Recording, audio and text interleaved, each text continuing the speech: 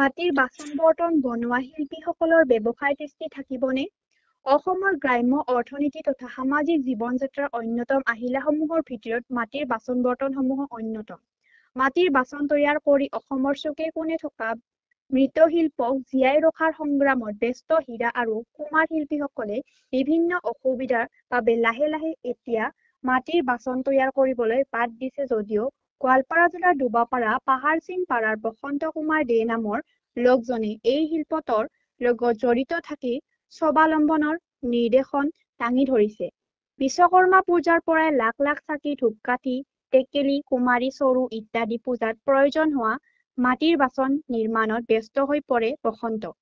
ইতিমধ্যে বিভিন্ন উৎসৱ পাৰ্বণত ব্যৱহৃত বাচন বৰ্তন নিৰ্মাণ কৰাৰ লগতে সেইবোৰ বজাৰত বিক্ৰী কৰি সংসাৰ চলাইছে শিল্পীজনে। মৃৎশিল্পক জীৱন নিৰ্বাহৰ আহিলা হিচাপে লোৱা বসন্ত কুমাৰ দেই এই সন্দৰ্ভত কয় যে আধুনিক যুগত ষ্টীল প্লাষ্টিকৰ সামগ্ৰীয়ে আমাৰ ব্যৱসায়ত যথেষ্ট প্ৰভাৱ পেলাইছে যদিও আমি এই ব্যৱসায় এৰি দিয়া নাই।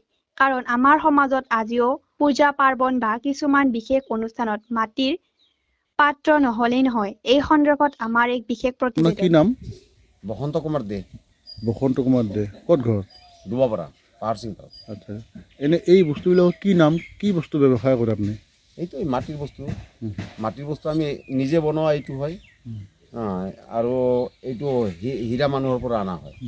এইটো হীৰা মাটি, এইটো হ'ল কুমাৰী মাটি। হয়, এই বস্তুটো মাটিৰে হয় নহয়? মাটিৰে। চব মাটিৰে হয় নে বেলেগ মাটি লাগে? নহয়, চব মাটিতে নহয়, এইটো বেলেগ মাটি লাগে। এই আঠা চাবোন হেনা মাটি, এই তলত যে ওলায় অলপ কলা কলা ধৰণৰ চাবোন হেনা মাটি, আঠা মাটিটো সেইটো মাটি দিয়া হয়। ক'ত পায়?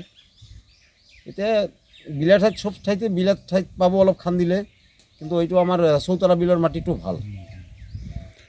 আচ্ছা, কথা হ'ল আগৰ দিনততো মাটিৰ বাচন খুব চলিছিল নহয়? আজিকালি কেনেকুৱা আপোনালোকৰ ব্যৱসায়? আজিকালি সিমান ভাল নহয়। তাৰমানে চব বস্তু ষ্টিলৰ, প্লাষ্টিকৰ, চিলভাৰৰ এইবিলাক বস্তু ওলাওঁতে আগতো বহুত মাটিৰ বস্তু চলিছিল, এতিয়া অলপ চেলটো কম হয়। এনেই আপোনালোকে যে বিলৰ মাটি আনে, অনুমতি ল'ব লাগে নে চৰকাৰৰ? এই চৰকাৰৰ অনুমতি ল'ব নালাগে, কিন্তু আপোনাৰ এই যে এতিয়াতো আমাৰ মাটিৰ যিটো পালবিলাকৰ ছ'চাইটি আছিল, সেই ছ'চাইটিবিলাক এতিয়া মানে এই চাইনিজ খেতি কৰে, তাৰ মাটি পোৱা নাযায়, বেলেগৰ পৰা কিনি আনিব লাগে। তাতে সেইটো বিলৰ পৰাই বেলেগৰ মাটিৰ পৰা আনিলে মানে কিনি পইচা দিব লাগে তেওঁলোকক। কেনেকুৱা চিষ্টেম পইচা দিয়া? পইচা দিয়ে আপোনাৰ এক ট্ৰেক্টৰৰ ডাম্পাৰটো যিটো আছে, সেইটোৰ এক ডাম্পাৰ মাটি আনিলে 400 টকা দিব লাগে আৰু ট্ৰেক্টৰ ভাড়াটো বেলেগ। তাৰপৰা যে খান্দি মাটিটো ওলাম সেইখিনিতে আপোনাৰ 400 টকা দিব লাগে। এনে আপোনালোকৰ দুবাপাৰাত বৰ্তমান কিমান মানুহ আছে এই ব্যৱসায় কৰা, নিজে কৰা? এইবিলাক নিজে কৰা আপোনাৰ আছে 40 ঘৰমান আছে। আৰু তেওঁলোকৰ ল'ৰা ছোৱালীবিলাক পঢ়া শুনা কৰে নে নাই? পঢ়ে, পঢ়া শুনা কৰে। স্কুলত যায় যিখিনি সময় পায়, বাকী সময়খিনি এইবিলাক লগতে কৰে আৰু মা দেউতাকৰ লগত কৰে।